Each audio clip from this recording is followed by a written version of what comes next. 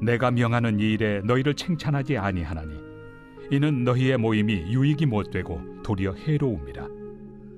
먼저 너희가 교회에 모일 때 너희 중에 분쟁이 있다 함을 듣고 어느 정도 믿거니와 너희 중에 파당이 있어야 너희 중에 옳다 인정함을 받은 자들이 나타나게 되리라. 그런즉 너희가 함께 모여서 주의 만찬을 먹을 수 없으니 이는 먹을 때 각각 자기의 만찬을 먼저 갖다 먹으므로 어떤 사람은 시장하고 어떤 사람은 취함이라. 너희가 먹고 마실 칩이 없느냐? 너희가 하나님의 교회를 업신여기고 빈궁한 자들을 부끄럽게 하느냐? 내가 너희에게 무슨 말을 하랴? 너희를 칭찬하랴? 이것으로 칭찬하지 않노라. 내가 너희에게 전한 것은 주께 받은 것이니 곧 주 예수께서 잡히시던 밤에 떡을 가지사 축사하시고 떼어 이르시되 이것은 너희를 위하는 내 몸이니 이것을 행하여 나를 기념하라 하시고 식후에 또한 그와 같이 잔을 가지시고 이르시되 이 잔은 내 피로 세운 새 언약이니 이것을 행하여 마실 때마다 나를 기념하라 하셨으니 너희가 이 떡을 먹으며 이 잔을 마실 때마다 주의 죽으심을 그가 오실 때까지 전하는 것이니라. 우리는 수많은 만남을 하게 됩니다. 그 만남이 유익한 만남이 되려면 어떻게 해야 할까요? 그 만남이 딱딱하고 경직되어 있다면 아마 좋은 만남으로 이어지지 않을 것입니다. 그래서 만남에는 분위기가 참 중요해요. 분위기가. 그 만남 속에 어떤 분위기로 진행되느냐 따라서 사업의 성공 여부도 겨지게 되고 데이트도 성공하느냐 실패하느냐 될 수 있다는 것입니다. 그래서 데이트할 때나 어떤 중요한 일을 결정할 때 이런 말이 있어요. 식사를 한다면 꼭 고기를 먹어라. 들어보신 적 있어요? 왜 고기를 먹어야 될까요?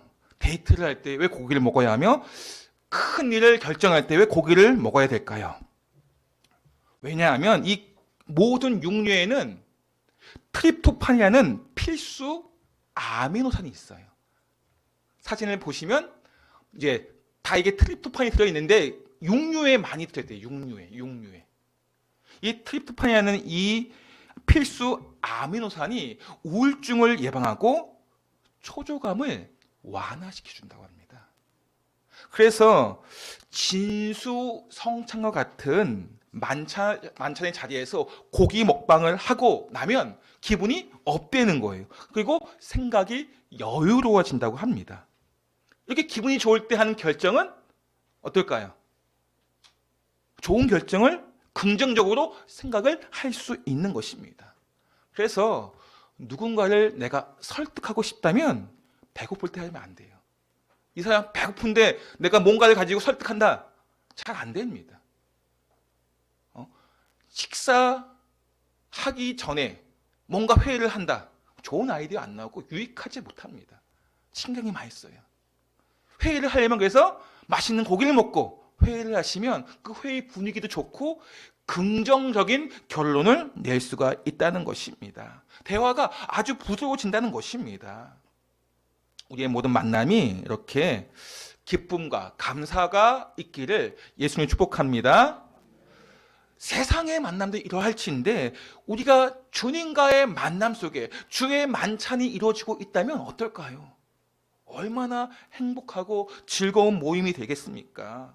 주의 만찬, 그 잘 알고 있는 이제 최후의 만찬이라고 이름 지어져 있긴 하지만 생각해 보세요. 주님과 함께 만찬의 자리 얼마나 기쁘고 행복하겠습니까? 사랑과 은혜가 넘치는 곳, 아주 환상적인 곳이 될 수 있는 것이 주의 만찬인 것입니다.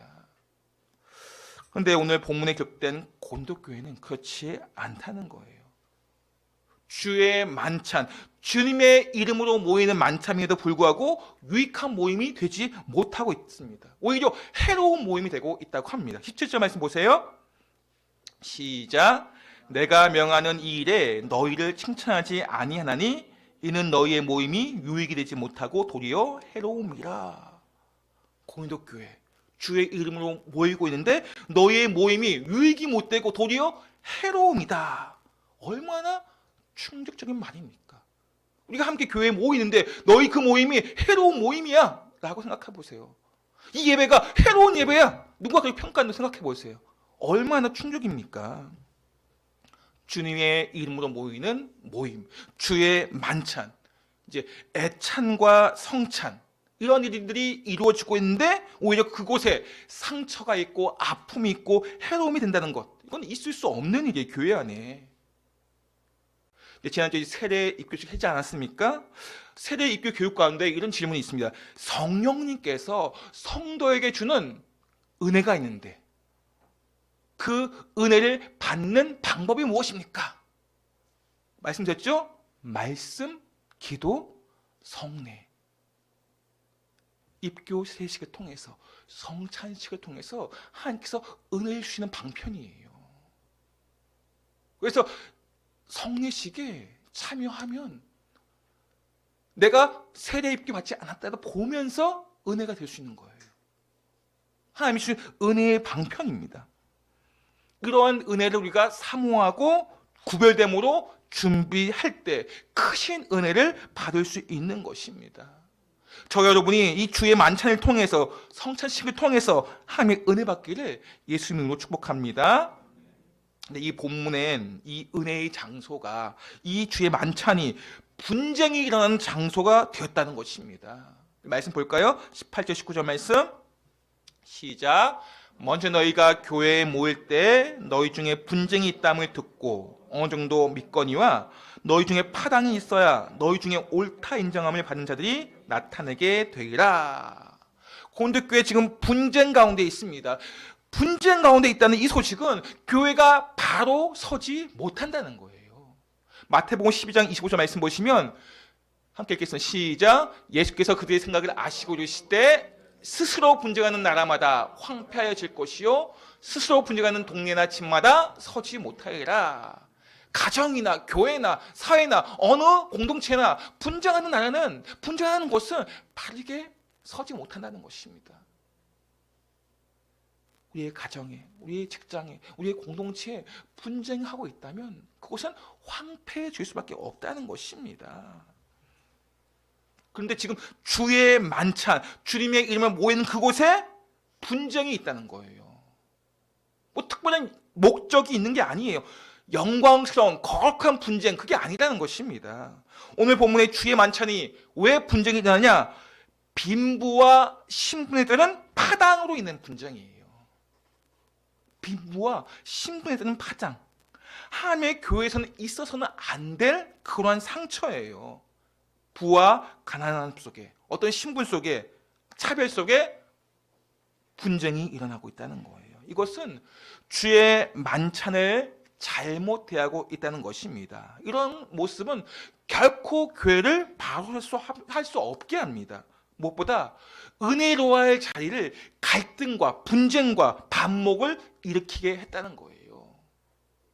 주의 이름으로 모이는 그곳에, 주의 만찬에 갈등과 반목과 분쟁이 있다고 생각해 보세요. 얼마나 우리 하나님께서 아파하시겠습니까? 너희들이 내 이름으로 모인다고 했는데 그곳에 분쟁이 있다고 생각해 보세요. 주의 만찬을 하고 있는데 그곳에 다툼이 있고 갈등이 있다고 생각해 보세요. 하나님께서 얼마나 가슴 아파하실까요? 그럼 구체적으로 어떤 것이 잘못되었는가? 우리 21절, 22절 말씀 보겠습니다. 시작. 이는 먹을 때 각각 자기의 만찬을 먼저 갖다 먹으므로 어떤 사람은 시장하고 어떤 사람은 취함이라. 너희가 먹고 마실 집이 없느냐? 너희가 하나님의 교회를 업신여기고 빈궁한 자들을 부끄럽게 하느냐? 내가 너희에게 무슨 말을 하랴? 너희를 칭찬하랴? 이것으로 칭찬하지 않노라. 주의 만찬을 대하는 잘못된 태도 무엇입니까? 이 주께서 고난 받으시기 전날 이제 제자들과 함께 만찬을 합니다. 이것을 기념하고 기억하기 위해 만든 것이 성 만찬이에요. 당시 주의 만찬은 각각 자신의 집안에 있는 형편에 따라 먹을 것을 준비해 와서 교회에서 모여 함께 공동 식사를 하게 되어 있습니다. 이런 애찬을 하게 되었습니다. 그런데 뭐가 문제냐? 이렇게 주의 죽으심을 기념하고 함께 공동 식사를 하는 그곳에 부유한 사람들이 이 애찬을 할 때 가난한 사람들 기다리거나 배려하지 않고 자기가 가진 것을 먼저 먹고 마시는 그런 배불리는 모습이 있다는 것입니다. 반면에 늦게 참석하는 가난한 자들이 있습니다. 어려운 사람들이 있습니다. 그 당시에 노예제도가 있잖아요. 노예들이 있어요. 가난한 사람도 있습니다. 노동자가 있어요. 그들은 뭐 어떻게 해야 합니까? 일을 다 마쳐야지 올 수 있는 거예요. 근데 부유한 사람들이 자기가 가지고 있는 맛있는 것들 다 가져와서 그들을 기다리지 않는 거예요. 자기들만 배불리 먹고 마시는 것입니다. 그들을 배려하지 않고 기다리지 않고 욕심대로 먹고 마시는 그 모습, 이것은 그들을 부끄럽게 한 모습이다라고 성경은 기록을 하고 있어요. 기다릴 수 있는 배려를 포기했습니다. 신분과 빈부를 가지고 파당을 지어 먹고 마시기 때문에 더 이상 그 모임은 주의 이름으로 모이고 주의 만찬을 하고 있다고 하지만 주의 만찬이 될 수 없는 것입니다. 이 만찬이 교회 안에서 개인의 이기심과 욕심을 가지고 결합했을 때 더 이상 주의 만찬이 될 수 없는 것입니다. 이 주의 만찬의 본질이 무엇인지 놓친 거예요. 주의 만찬의 의미가 무엇인지 잃어버린 것입니다. 그래서 성경은 이들의 행위에 대해서 하나님의 교회를 업신여긴 행위이다, 빈궁한 자들을 부끄럽게 하는 행위이다 라고 말씀하고 있다는 것입니다. 하나님을 믿는다고 말하는 사람들, 그들은 말은 그렇게 하지만 하나님의 사랑을 나누지 않습니다. 그들을 배려하지도 그들을 기다릴 줄 않는 그들의 모습은 교회를 업신여기는, 교회를 무시하는 행위이고, 생각해 보세요. 노예들, 노동자들 얼마나 힘든 생활을 하고 또 주의 만찬에 참여하기 위해서 교회에 오지 않았습니까? 그런데 자기들이 왔는데 이들은 먹을 것을 가져올 그런 돈이 없어요. 배고픔을 가지고 그래도 주의 이름으로 모이는 곳이기 때문에 왔습니다. 그런데 부자들만 먹고 마시고 있어요. 그냥 부자가 아니라 부유한 그리스도인들. 그들만 자신들만 일찍 와서 먹고 마시고 파당을 지어서 하는 그 모습을 볼 때 얼마나 자신들은 초라하게 여기지요. 자존심이 상하지 않겠습니까? 결국 이러한 모습은 주의 만찬의 본질적인 의미를 송산시킨 것입니다. 이 주의 만찬을 개인의 모임으로 사유화시킨 거예요. 주님의 이름 모였잖아요. 우리도 지금 주님의 이름으로 함께 예배드리고 있습니다. 그런데 자신을 위해서, 자신의 영광을 위해서 개인을 사유화시키는, 개인화시키는 그런 모임, 공동체의 정신을 부정하고 가난한 자들을 부끄럽게 만든 모임, 성경에서는 그러한 모습이 보인다면 차라리 생각해 보세요. 내가 배고파서 먹을 수도 있잖아요. 그런데 왜 주의 만찬에 와서 배려하지 않는 가운데 먹고 마시느냐 하는 거예요. 내가 배고프면 미리 집에서 먹고 마시고 오면 되지 않겠느냐. 왜 주의 이름 모인 그곳에 지금 막 와서 갖고 올 것도 없고 배고픈 가운데 있는 그들을 부끄럽게 하느냐.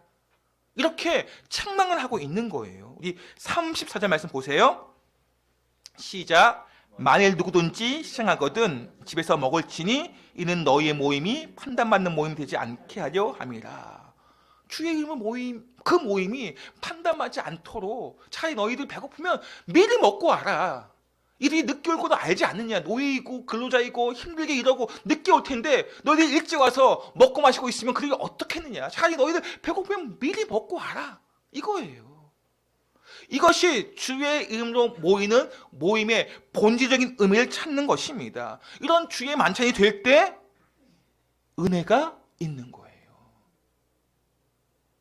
배부른 사람들, 아니 부유한 사람이 먼저 먹고 마실 때 그 애찬이 은혜가 있을까요?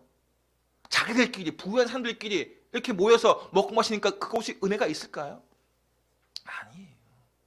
그것은 주의 만찬. 왜 이 모임을 하게 되느냐?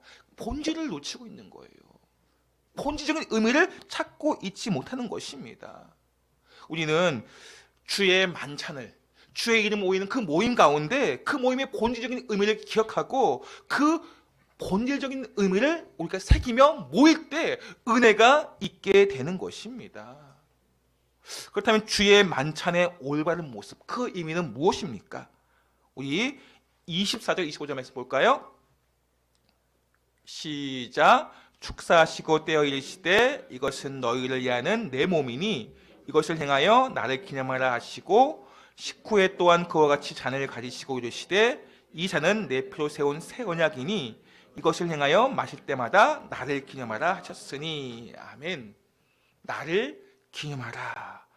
주의 만찬은, 성찬식은 주님을 기념하는 예식입니다. 주님의 이름으로 모였고 주님의 행하심과 그분이 어떤 분이신가 그것을 기억하고 기념하는 것이 바로 성찬식입니다. 나를 기념하라. 우리 주님을 기억하고 마음에 새기는 거예요. 명심하고 그리고 그 말씀을 붙잡는 것입니다. 예수께서 우리를 위해서 어떤 일을 행하셨습니까? 우리의 죄로 말미암아 십자가에 달려 돌아가셨습니다. 우리 죄 때문에 그분의 몸을 찢으시고 피를 흘리셨습니다. 이것을 기억하는 거예요. 그분의 사랑과 그분의 은혜를 기억하는 것입니다. 이것을 마음에 새기고 우리가 주님을 기억하는 것이 바로 성찬식, 영광스러운 예식입니다. 근데 그런 예식 속에서 분쟁이 있고 파당이 있다고 생각해 보세요. 왜 분쟁이 있고 파당이 있었습니까? 부유한 사람들이 자신의 배만 채우기에 급급했기 때문에. 그럼 충분히 기다릴 수 있어요. 배려할 수 있습니다. 그런데 자신의 배를 채우기 위해서 이 예식의 본질적인 의미를 놓친 것입니다. 우리가 이 고린도교회 안에 있는 그러한 안타까운 모습이 우리 안에도 있을 수가 있어요. 주의 이름으로 모이는 우리 가운데, 주의 만찬 가운데 그런 일이 있을 수가 있다는 거예요. 성찬식, 성례식은 특권과도 같은 주님을 기념하는 예식입니다. 이것은 의무적인 것이 아니에요. 의무를 가지고 내가 이것을 나는 이제 뭐 세를 받았으니까 입겠으니까 그 의무를 가지고 하는 것보다 이 의미를 먼저 생각해야 한다는 것입니다. 이 예식의 의미, 이 본질적인 의미가 무엇인가? 그럴 때 주의 만찬을 통해서 은혜를 받는 거예요. 본질적인 의미를 놓치면 분쟁과 파당과 다툼과 갈등이 있을 수 있습니다. 나를 위해 이 땅에 오신 주님을 기억하고 기념할 때, 그분의 사랑을 기억할 때 이 시간이 은혜의 시간, 소망의 시간이 될 수 있는 것입니다.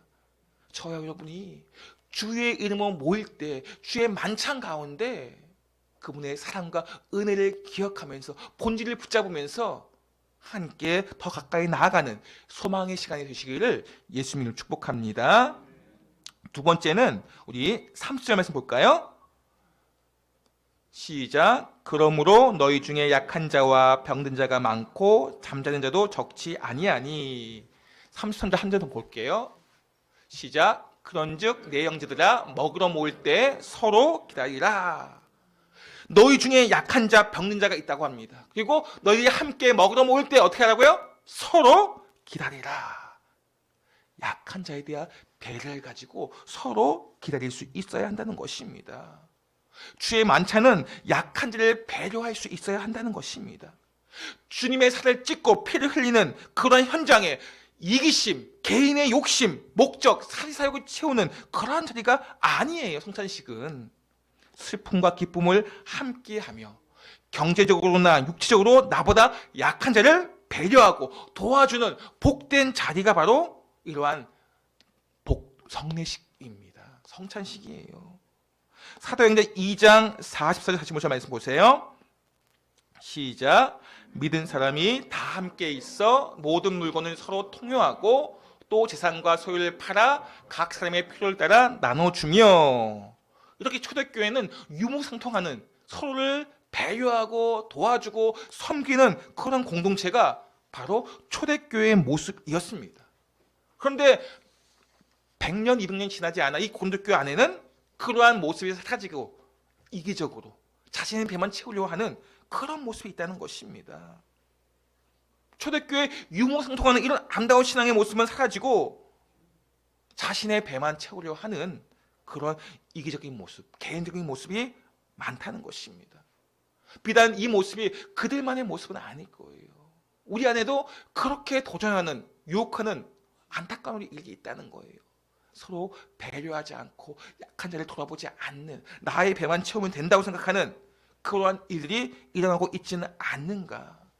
왜 그런 일이 일어납니까? 주님을 기억하지 않고 기념하지 않고 본질에 붙잡지 않을 때, 약한 자를 배려하지 않을 때, 주의 만찬의 의미를 생각하지 않을 때 이런 일이 일어나는 것입니다. 주의 만찬은 하나님께서 우리에게 은혜를 주신 통로예요. 주의 이름으로 모이는 모임은 하나님께서 우리에게 은혜 주시기 위해서 주의 이름으로 모이게 하시는 것입니다. 주의 이름으로 하는 회의도 마찬가지예요. 주의 이름으로 모이는 회의하는데 다투고 고성이 일어나는 일이 있다는 거예요.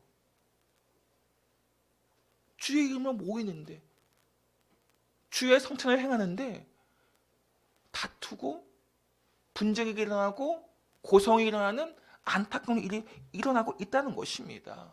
왜 그렇습니까? 이 모임의 본질이 무엇인지, 왜 우리가 주의 이름으로 모이고 있는지 그걸 놓치고 있기 때문에, 그 목적이 무엇인지 잃어버렸기 때문에 그렇습니다. 하나님께서 우리에게 은혜 주려고 주시는 주의 이름을 모이는 그 모임, 주의 만찬의 자리가 얼마나 우리가 안타까운 자리로 바뀌어가는지 모릅니다. 우리는 이 시대에 다시 한번 하나님께서 주님의 이름으로 모이게 하신 그 모임이 우리의 이기심으로, 우리의 더 계산적인 삶의 모습 때문에, 타성해진 모습 때문에 주의 영광이 가려지지 않기를 소망합니다. 주의 이름 모였는데 세상과 별반 차이가 없어요. 얼마나 안타까웁니까? 우리가 주의 이름으로 모인다면, 주의 성찬을 대한다면 우리의 계산적인 모습, 나의 이기심을 내려놓으셔야 돼요. 주님의 이름으로 모이는 그 모임을 통해서 주님의 영광이 나타날 수 있도록 우리가 늘 본질이 무엇인가를 놓치지 마셔야 돼요. 타성해진 모습, 우리가 신앙생활을 오래 하다 보면 타성해진 모습이 있어요. 기득권적인 모습을 있을 수가 있다는 거예요. 목사도 장로도 권사도 책임자들이 그런 기득권의 모습을 내려놓아야 된다는 것입니다. 그러한 가운데 주의 만찬을 대할 때 약한 자를 배려하게 되고 주님을 기억하며 기념하는 그런 예식이 될 수 있는 것입니다. 또 이 말씀을 우리의 마음에 새기면서 주님의 이름으로 모이는 모든 모임, 주의 만찬 가운데 대하는 우리의 모습이 은혜가 있는 그러한 삶의 자리가 되기를 소망합니다. 우리가 지금도 주님의 이름으로 예배를 드립니다. 그런데 가끔 보면 예배를 드림에도 불구하고 사람의 냄새가 얼마나 가득한지 보세요. 목사가 예배를 드린다고 합니다. 그런데 세상에 나아가서, 밖에 나아가서 정치 이야기하면서 얼마나 사람 냄새가 가득한지, 예배 목적이 무엇인가, 본질이 무엇인가 놓치고 있는 거. 그거는 아무리 사람의 마음이 좋다 할지라도 그건 하나님께 기뻐하지 않는다는 거예요. 우리가 주의 이름으로 하는 모든 행사들이 은혜가 넘치는 그런 삶의 모습이 되시기를 예수님 이름으로 축원드립니다.